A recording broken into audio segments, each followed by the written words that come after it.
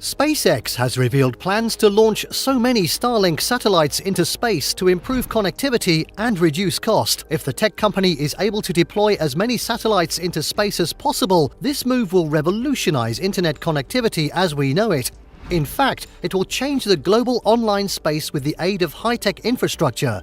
In this video, we will tell you all you need to know about SpaceX's Starlink satellites and what they portend for the future.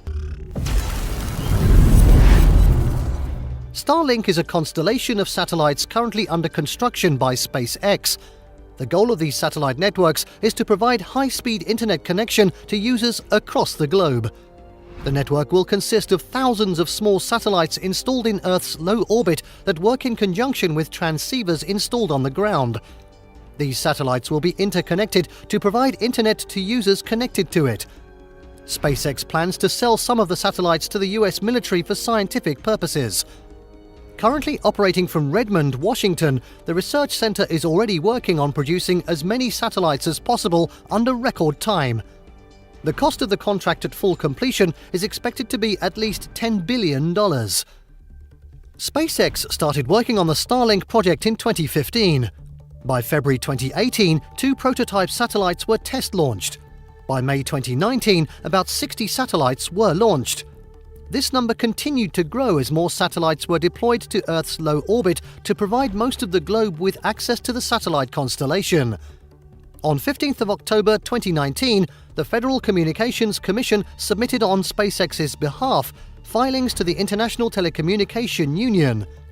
Details contained in the filings sought approval to add an additional 30,000 satellites to the already existing 12,000 approved by the FCC. While the promise of cheaper and more efficient internet connectivity raised hope for a better future for the world, astronomers have voiced concerns over the negative effects so many satellites will have on an already overcrowded orbit environment.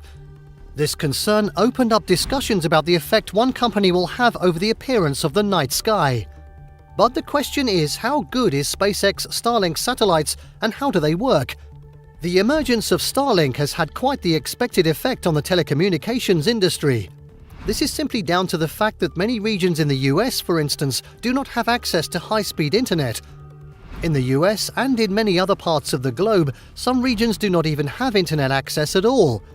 Even with the coming of 5G, the number of towers required to make this technology work will not make high-speed internet a possibility. If you thought 5G would be good, Starlink promises to be better. Starlink uses a network of satellites to bring signals to users on Earth.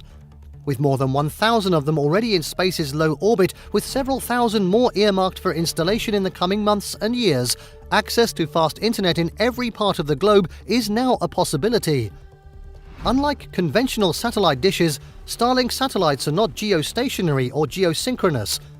This allows users to realign their dish to pick up a new satellite if the satellite their dish is connected to is not transmitting strong signals. Another big advantage that Starlink will have over other conventional internet infrastructure is that this will operate very close to Earth. With the satellites hanging just 340 miles above Earth, signal delays or latency will be avoided. The closeness to Earth will also increase internet speed compared to the direct TV satellites currently used in the industry, which hangs over 22,000 miles above Earth. Starlink is yet to release its pricing plans, so interested users do not know for now just how much they will pay for data. But at the moment, Starlink plans to charge a flat rate of $99 per month during the beta period. However, we do not know if this rate will remain in place or not. A coverage map has not been released to the media yet, but the FCC filing shows that it will provide commercial service access to southern Canada and the northern part of the US. Then, as more satellites are deployed, the network will be expanded to cover other parts of the globe. For now, the highest concentration of satellites is in northwest US, California, the upper Midwest, and Vermont. Will SpaceX Starlink kill the cable industry? The answer to this question is not straightforward, neither can one answer it using a yes or a no. With Starlink offering beta access internet to users for $99 in the US and spreading its reach into Canada, its customer base will only continue to grow. According to data, there are over 700,000 Starlink subscribers, and many more are only going to join Starlink's platform as its reach continues to expand. The emergence of Starlink presents a very strong competition for cable providers like Verizon, Comcast and AT&T, to mention a few. By the end of 2021, the decision-makers at Starlink claim that the outfit will be able to offer internet access to the rest of the world. If internet users follow through and ditch their old networks for Starlink, this will spell doom for internet cable service providers who have dominated the market for more than 2 decades now. With dwindling revenues, these companies may be forced to innovate or close up shop. While Verizon and co. may bank on their cheap subscription rate to counter Starlink's growth, we should bear in mind that subscribers on average tend to value quality over price.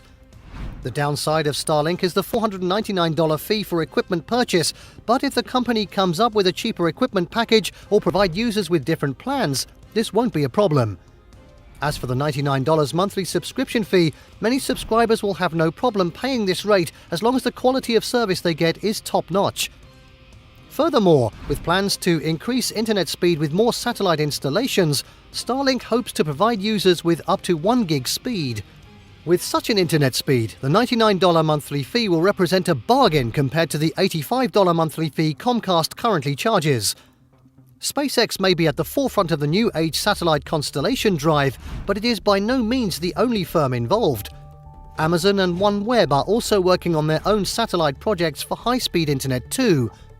These companies are in a race against time to provide billions of people worldwide with fast internet who are either underserved or unserved. With so many satellites hanging on Earth's low orbit, astronomers are beginning to sound the alarm about the potential consequences of having so many satellites muddled together. Critics warn of a potential catastrophe caused by satellite collisions, cybersecurity breaches, the impact so many satellites will have on the environment and human health, and not to mention the impact they will have on astronomical observations. Some critics also argue that too many satellites will ruin the beauty of the night sky. These concerns will continue to grow ever louder as SpaceX, Amazon and OneWeb continue to add to their satellite fleet. Amazon alone plans to deploy more than 3,200 satellites under its Project Kuiper network. If this trend continues, we might just have tens of thousands of satellites in Earth's low orbit in the coming decade. What effects these constellations will have on the Earth is something we will never know, but as the saying goes, only time will tell. Starlink satellites will provide high-speed internet to users all over the globe, and this development has divided opinion. Some people welcome the development, while others believe that having so many satellites in low orbit will have adverse effects on our way of life. So, do you think Starlink will be good for the world like SpaceX claims, or are the critics right? Let us know your thoughts by leaving a comment. Also, kindly subscribe to our channel for more videos. Thanks for watching.